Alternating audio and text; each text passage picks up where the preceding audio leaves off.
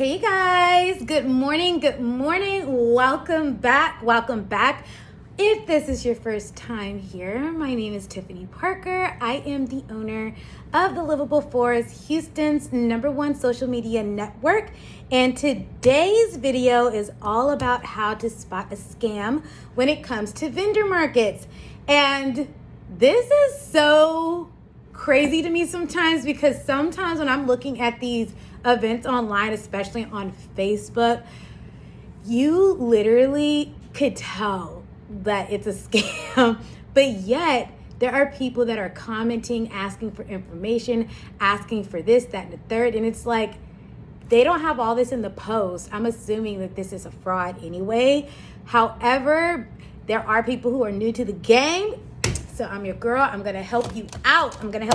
Okay, we're gonna jump right in. So the very first thing is the unusual low booth fees. Now, I am not opposed to affordable vendor markets. My vendor markets were $50 for a very long time, for many, many years, until I upped the price of $100, because $100 is pretty standard across most markets that are really good, okay?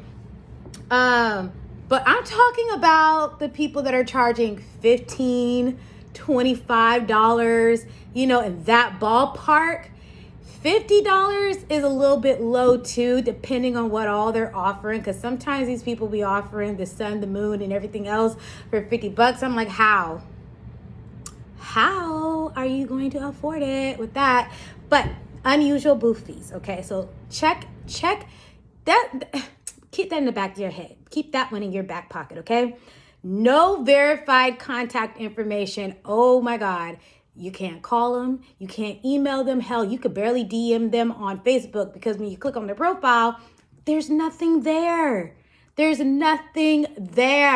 So you need to make sure when you're looking at these listings, pick up the phone, call the number, email the email that they have, send an email, see how fast they get back to you, okay?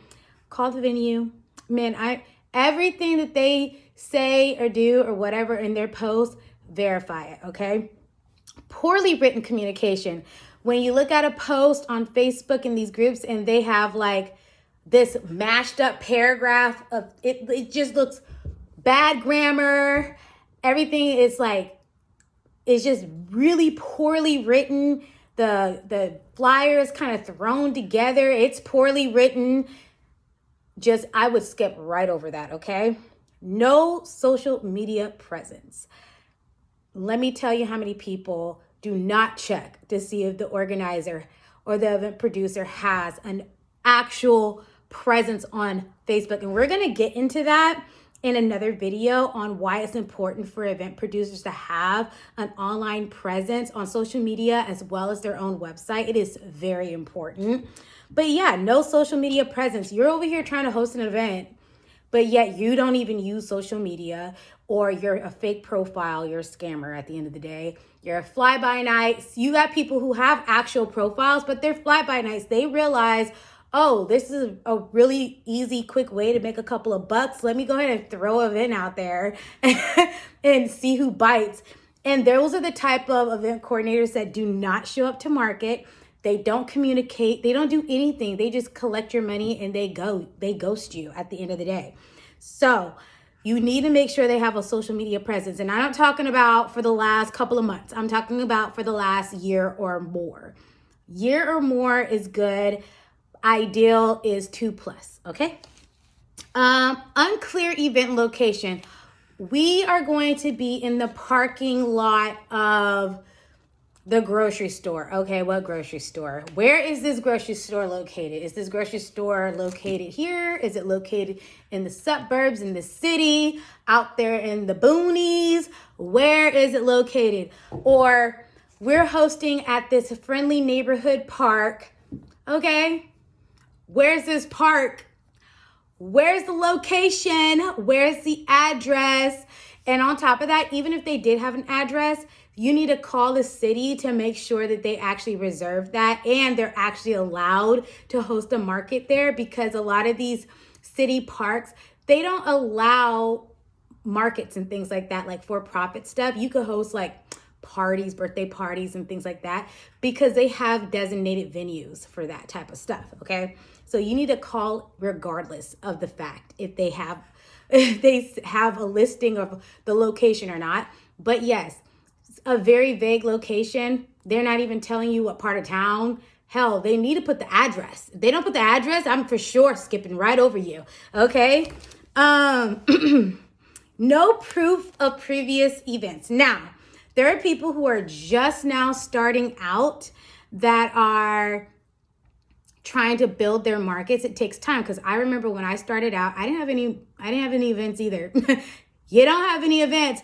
But what I did have was a social media presence for years, and I was very active in my community doing different things. People knew me, and this also plays a part on me hosting my markets in the area that I grew up in. So when I started, it wasn't like, who the heck are you? It was more like, oh, okay. So if you're just now starting out, try to start out in a location where you are known, especially when you're starting something like this, in a location where you're known. So it's not so much of a who the heck are you or a surprise to people. It's more of a, oh, she started something new, or oh, he started something new. Let me check this out. But yes, if you have no social media presence and you have no history in the area that you're trying to host, it's hard, because right now people's money is tight. Folks don't have time to play. So if I was a new vendor coming into the game, I would probably only spend money with somebody who has proof, to be honest, who has proof, or I can go to their profile and see that they are active, and see that they are known where they're trying to host, okay? Unverified promises. When somebody says, we are going to have so-and-so come out and perform at this market. Okay, if so-and-so is actually coming out to perform, I should be able to call so-and-so's agency. I should be able to call them directly and verify this information. I should be able to call, if they're like a celebrity, I should be able to call their agency and verify this information. Everything, performances, all of that should be verified. On top of that, if you are actually having live entertainment like that, I would definitely call and verify that, because people will throw people's names around for promotional purposes to gain hype, and it's all a lie. Okay, same goes for I couldn't really say amenities, not amenities, but like rides and stuff. But what I would look at is, if somebody tells me they're going to have a full-blown concert at their market, they're going to have a trackless train, they're going to have this, they're going to have that, but they're only charging $25 or $50 for this event, that's a red flag. Red flag, red flag, okay? Okay, unverified promises. Also, you could check the history, because there are people who host events that are just really terrible, and they always say they're going to do something at their market and they never do it. So you can always check to see if they actually did it. This is why it's important to go to people's markets that you are interested in. You don't have to announce that you're there to scope the scene. Just go, check it out. Look at the flyer. They say they're gonna have A, B, C, and D. Do you see A, B, C, and D? And if you don't, what you could do is go to the event organizer or their associates or whatever and ask, hey, where's da-da-da-da-da at? And then they should be able to give you an actual answer, because obviously some people get canceled on or things don't go as planned. But normally, like me, if something's not going to go as planned, I let people know well in advance so they can make a decision if they want to attend or not. Okay? Demand for immediate payment. Oh my God, this is like the kicker. Like when people, when I see posts saying you have to pay by, not by, because I have due dates on mine, but it's usually a month out from an event.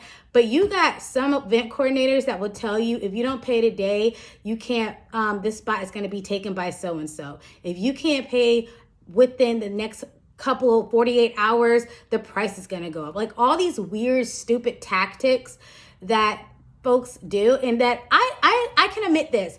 I've done it to where I was like, okay, if because I was learning how to sell, and I ran across teachings where it says if you create scarcity, then people move faster. Hell no, they don't move faster. It actually kind of pisses them off. Excuse my French, but it kind of makes them mad because it's like, well, I just found out who you were like 20 minutes ago and you're telling me I have to pay you $100 and something right now.